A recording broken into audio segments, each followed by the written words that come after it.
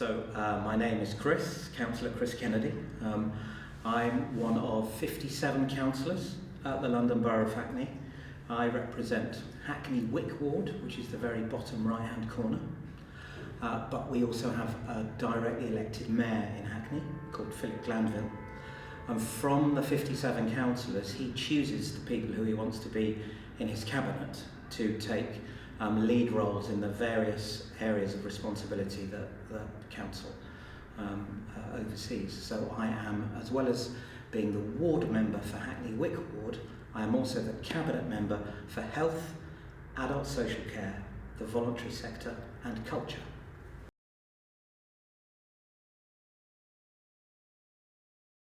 The whole council has to fulfil all the things that a local authority, i.e. a council, has to do. And those are the sort of bread and butter things, like keeping the streets clean, collecting the bins, passporting money from central government to the schools, because all our primary schools are council-owned buildings and council-run buildings. And then all the specific policies around environment, recycling, the real nitty-gritty of how waste is collected. Huge area, adult social care, which is one of my responsibilities, spends about 40% of the council's money, but interestingly only on about 1.7% of our population, because there are lots of criteria about which you become Social Care Act eligible.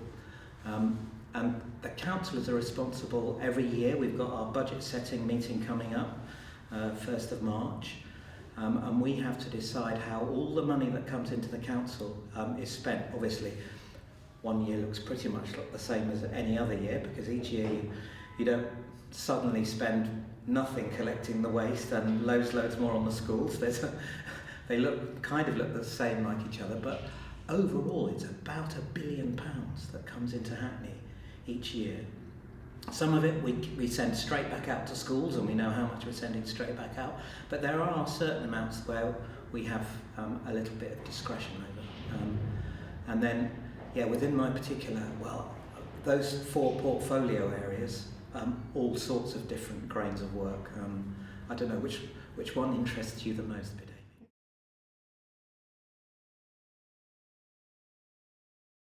Okay, so in health and social care, at the moment, we are dealing with the new integrated care system. Now, this is a new way of running the relationship between the National Health Service and local authorities. So integrated care systems, or ICSs, have replaced what used to be called the CCGs, the clinical commissioning groups. So Hackney, for example, we're twinned for health reasons with the City of London, because they have such a small population that in terms of the public health budget it makes sense for it to be the City and Hackney. So we've been, for a long time, decades, we've been City and Hackney as a local health system. But we used to have our own single CCG, and similarly there was a CCG in Newham, in Tower Hamlets, in Waltham Forest, in Redbridge, so that's Dagenham and Redbridge, in Havering, and all of those areas now are one single ICS, integrated care system. So what was 7 CCGs became 1 CCG and then changed to an integrated care system for North East London, and that's one of 42 integrated care systems across the country. So that's quite a big change about how you organise yourselves.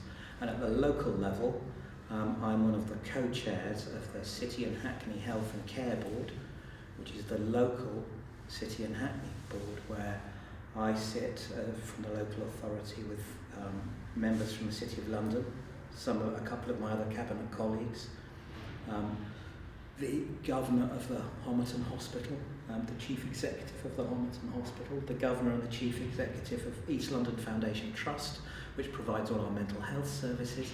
All those people sit together, and we've got our own system strategy that we say to North East London, right, these are our health priorities, this is what we want to spend our money on. We've got a meeting, a development meeting actually, where we work out how we best progress our strategy on Thursday morning. So that's what's occupying my mind most in the terms of the health and social care sphere at the moment.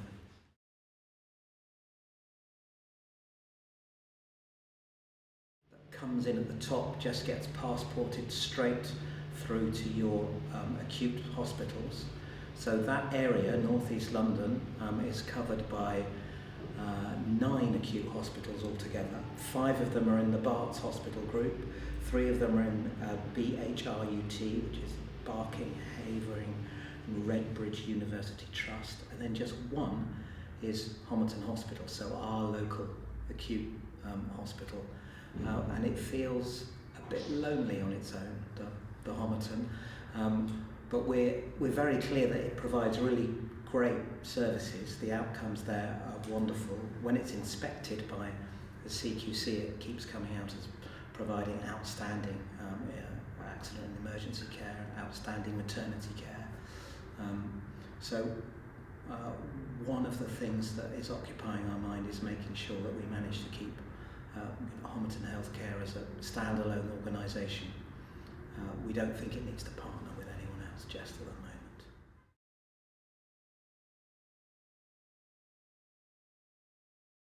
Really interesting ward, kind of like an oblong shape that sits across the top of Victoria Park and then stretches into the Olympic Park.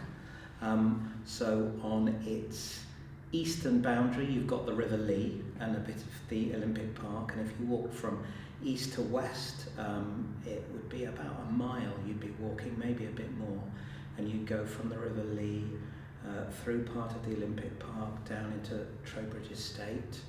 You'd walk, depending which way you walked, you'd go over or under the A12, and then you'd come into the sort of the older part of the ward, the Gascoigne 2 estate, Gascoigne 1 estate. You'd walk, say if you walked along Wick Road, you'd end up at the bottom of Wells Street, and then Wells Street and Wells Street Market is the western end of the ward. Top end, Homerton High Street and Mabley Green, and then the bottom end, that boundary of Victoria Park, Wells Street Common, the line runs through. And it's interesting to note, so it's called Hackney Wick Ward, but if you get out at Hackney Wick Station, if you go south, you're in Tower Hamlets. Only going north are you in Hackney Wick Ward, or indeed the Borough of Hackney, because the boundary line between Hackney and Tower Hamlets there runs right along the railway line. So at Hackney Wick Station, loads of people, when there was only the southern exit, loads of people thought, I'm getting out at Hackney. No, they weren't. They were walking straight into Tower Hamlets.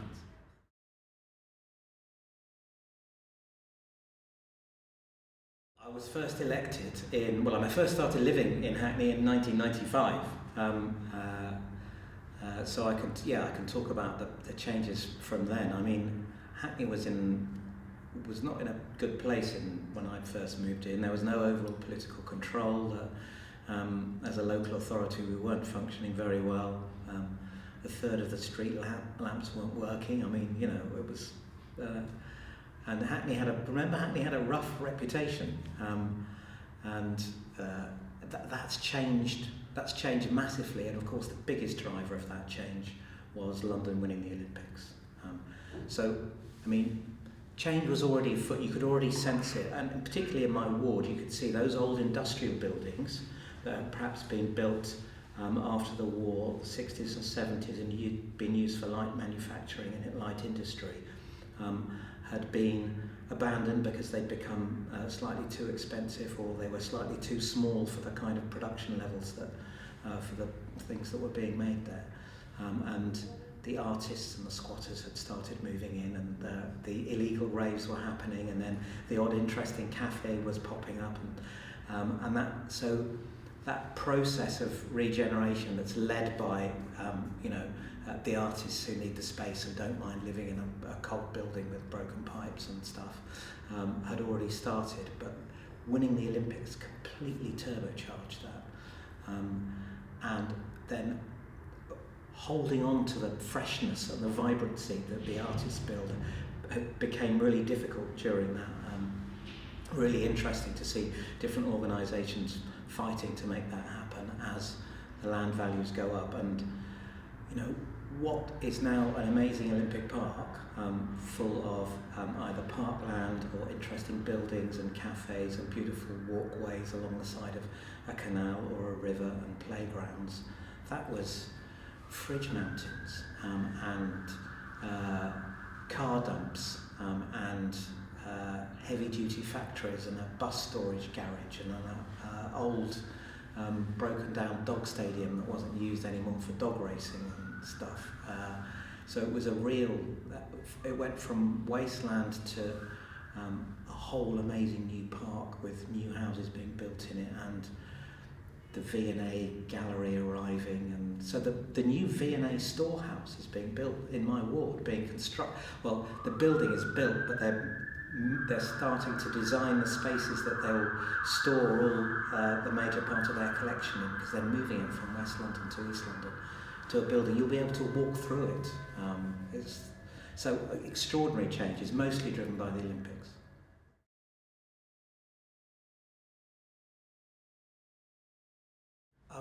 What I most love about the ward is I love the people who live there. From both the people who lived there in '95 before the Olympics were even dreamed of, and the people who've moved there because of the new stuff that the Olympics have brought. And actually, when it works best, when the ward works best, it's when those people come together for events and come together for, say, the chair disco that's organised at the church on Fridays, or the community meal that happens in Gascoigne 2 Estate on the Wednesdays. It was amazing during the pandemic, actually. Quite a lot of those new people who'd moved in and wanted to help with what was going on were the people who rocked up and volunteered to do the food deliveries locally to the older people who were isolating and didn't want to go out because they were afraid of getting infected. And when you see community really working like that, then that's when you can really love where you live,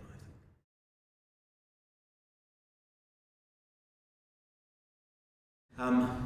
Well, I'm a runner, so and I love running around here, especially up and down the canal and in the parks. And I do the Hackney Half Marathon. I try and do it every year, and so I'm in my training now up to that. I'm a cyclist. I like cycling places. I love the theatre because I trained as an actor when I first worked, and for a long time I was an actor who also happened to be a local councillor. Since I've joined the cabinet and the mayor asked me to become part of the cabinet team in 2018, I very much became a local councillor who just happened to also be an actor. So I still love going to the theatre. So I've got a few theatre trips up my sleeve. So I'm going to see next week. On Monday I'm going to see To Kill a Mockingbird, and on Tuesday I'm going to the Tower Theatre in Hackney to see Our Country's Good. So I've got 2 theatre trips in my diary for the next week, which is